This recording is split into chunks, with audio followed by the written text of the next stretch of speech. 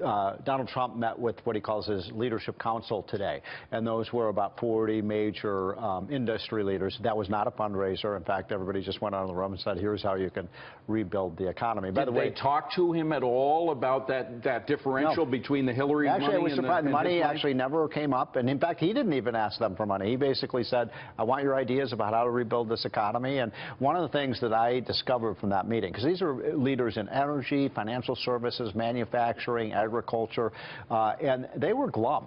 They were glum about the condition of the economy. Really? And the message that were they satisfied that Trump had a vision to turn it around? They were all most of them were either on the fence or Trump supporters. And coming out of that room, I think everybody was a Trump supporter.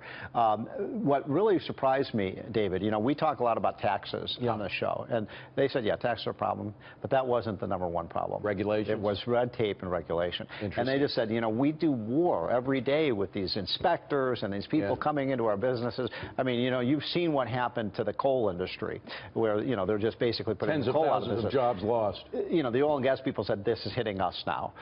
You know, you saw that. That could be millions of jobs. Yeah, you're talking about a $10 million employee industry. So I was surprised that they just felt like, you know, we're in a holding pattern right now. A couple of the economists who were there, including myself, told Mr. Trump, look, we're in a business recession right now. You know, consumers are doing okay, they're spending, but businesses are not spending, they're not investing, they're not hiring. Well, we have heard some big business people, of course, Warren Buffett and others among them, who are Hillary fans.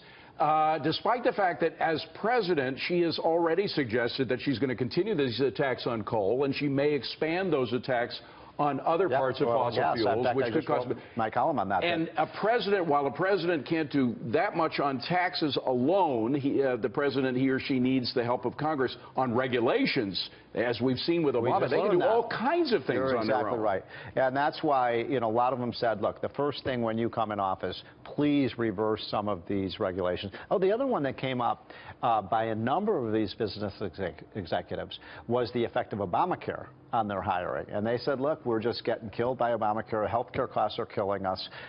You know, this was supposed to save money. And each one of them said, it's not saving us money, it's costing us money. Steve Moore. By the way, how many millions are you going to contribute to, to the Trump super PACs? David, it is not good news when H&R Block stock goes up. That means the system is getting more complicated. That's an excellent point. It's a good news if you're holding H&R stock, but not for the economy. But for a tax filer, it's a bad news. Steve Moore, great to have you here, Steve. Thank you very much.